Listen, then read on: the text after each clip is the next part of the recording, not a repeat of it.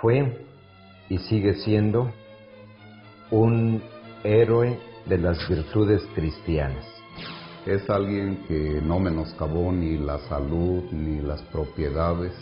Él era pues descendiente de una familia adinerada y toda su fortuna, toda su herencia la invirtió en las cosas de Dios. Algo que siempre se le ha admirado es ese acercamiento, esa caridad para con el pobre.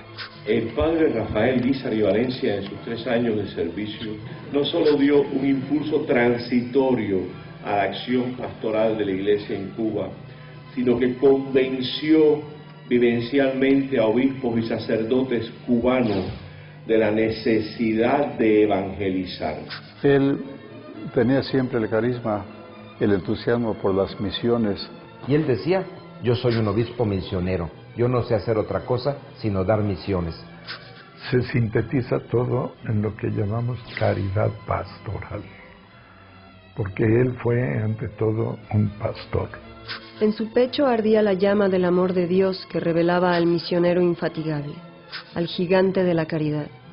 Esta es la historia de aquel que ha sido declarado santo, el 5º obispo de Veracruz, de sangre latina y vocación universal, San Rafael Guízar y Valencia.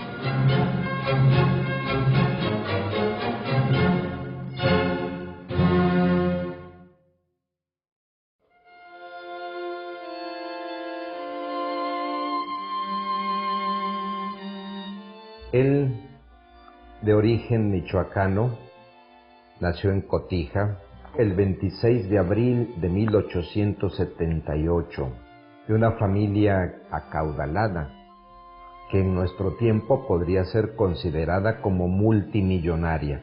Aprendió de sus padres a vivir la fe católica recibida de los apóstoles, porque él personalmente ayudaba a su madre a atender un leprosario que habían fundado en su tierra natal, con todas las inconveniencias del tiempo, y a partir de entonces la gracia de Dios empezó a verse reflejada a través de su vida y de su obra. Así transcurrieron los primeros años de la historia de Rafa, escrita entre las mieles del amor provista por su familia, la experiencia de un mundo paradójico donde los extremos chocaban y la afabilidad de su espíritu, noble y piadoso como el de un ángel. Su corazón, cual tierra fértil michoacana, mexicana, se atestó de finos retoños longánimos que al abrirse paso en la mocedad de su vida, aludieron una insigne vocación.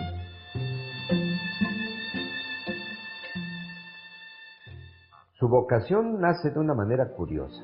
A raíz de una tormenta que lo había dejado aislado junto con su hermano Prudencio en una de las haciendas anexas que tenían, él se encuentra con el Señor en medio de la naturaleza alterada, y cuando lo mandaron a traer víveres a su casa, a Cotija, pasa al santuario de Nuestra Señora de San Juan, y ante la imagen de Santa María, de la Virgen María, él siente algo especial que él nombró o él describió como el llamado que Dios le hizo allí para entregarse a servir a los demás, pero de una manera un tanto específica dentro del sacerdocio.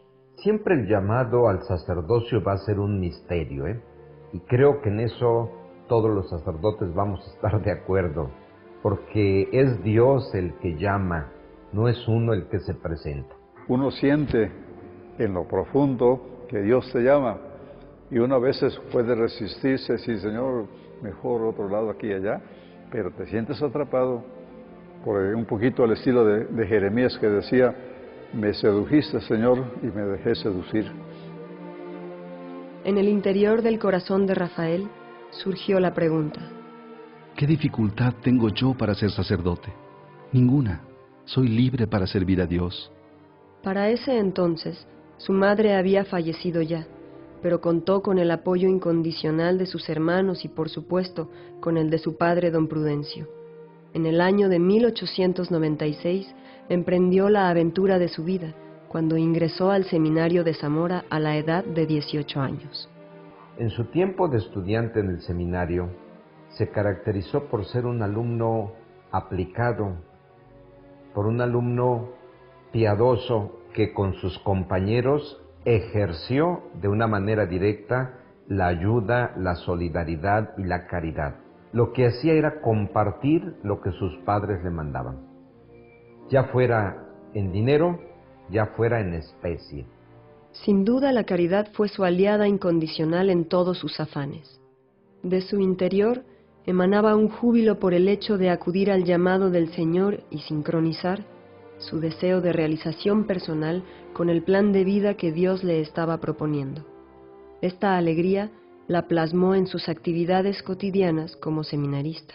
Y precisamente con un grupo de compañeros suyos pasaba por los dormitorios cantando, y él se ufanaba porque con cantos a la Virgen María, con cantos a Jesús sacramentado, con cantos alegres también y propios de su tiempo, iba despertando por los pasillos en los dormitorios a todos para indicar que era hora de levantarse, asearse para ir a hacer oración a la capilla.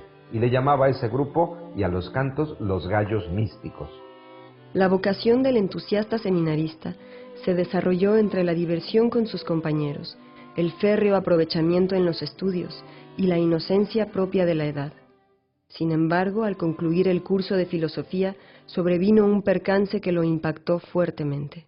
Fueron de paseo a una presa que se llama del Orandino, todavía existe, cerca de Zamora.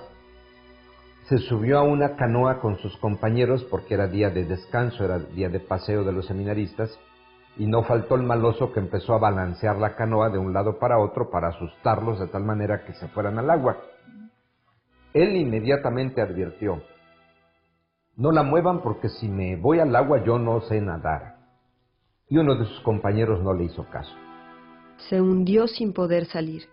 En sus propias palabras dijo: creí que pronto me rescatarían, pero como pasaba el tiempo, pensé que me moriría y sentí mucho miedo. Me encomendé con todo fervor a la Virgen María, recé el acto de contrición que me dejó el alma tranquila y perdí el conocimiento. Tardaron en encontrarlo. Un padre, que era el espiritual, que era buen nadador, fue el que lo rescató. Ese accidente le causó una tuberculosis pulmonar muy fuerte y provocó algo que estuvo a punto de acabar con su vida. Eso lo marcó mucho, porque el haber salido con vida de ese accidente fue para él un signo de Dios de que lo quería precisamente para el sacerdocio. Con la mayor certeza, Rafael se enfocó en terminar sus estudios de teología.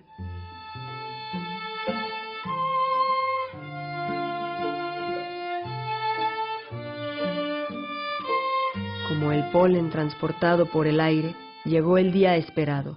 La iglesia de San Francisco, en Zamora, Michoacán, fue testigo del maravilloso momento cuando se ordenó sacerdote para siempre. En el año de 1901, y para él, dicho por él mismo, fue el día más grande de su vida, porque había llegado a culminar sus aspiraciones, no solo como un joven entusiasta que estudia algo para titularse, sino para consagrarse en el servicio a Dios a través de los demás.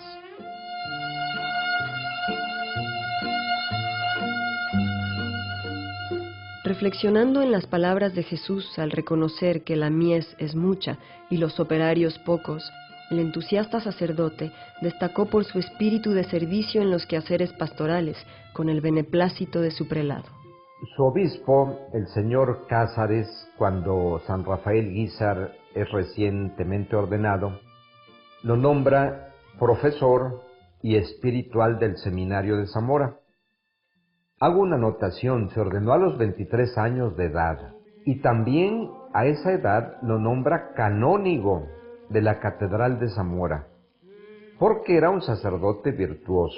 Pero el mismo obispo de Zamora, el señor Cázares, lo empieza a llevar consigo en las visitas pastorales Y ahí el joven sacerdote Rafael Guízar empieza a aprender de su obispo lo que él llamaría más tarde el arte de misionar, lo que después consagró el Concilio Vaticano II en la Apostólica Nactuositatem, porque empezó a involucrar a los seminaristas y a los laicos de su tiempo, cosa que no era usual, en las misiones. Tal era su entusiasmo por las misiones que el Papa León XIII le confirió el título de misionero con facultades muy amplias. Como misionero apostólico, el padre Rafael Guízar y Valencia comprendió que el agente eclesiástico debe ser más activo, salir, anunciar y trabajar por el reino. Encaminar como buen pastor a todas las ovejas al encuentro salvífico con Dios. En este sentido, descubrió otra faceta de su vocación que jugaría un papel determinante a lo largo de su ministerio sacerdotal y episcopal. Sus primeros años como clérigo transcurrieron entre los deberes como maestro del seminario, las actividades canónigas en la Catedral de Zamora y acompañando a su obispo en las visitas pastorales, hasta que una penosa prueba se presentó en su camino.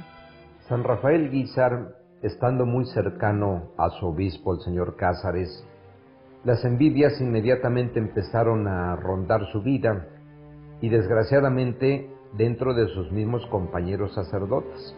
Hubo una calumnia que lo hicieron ser como responsables de un ataque al obispo, una cosa así, desconocimiento de él, y el obispo sin mayor cuidado lo suspendió.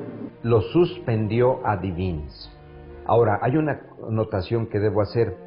Cuando el señor Cázares hizo esto de una manera un tanto arbitraria, bueno, el señor Cázares había sufrido un accidente y había quedado un poco mal de sus facultades.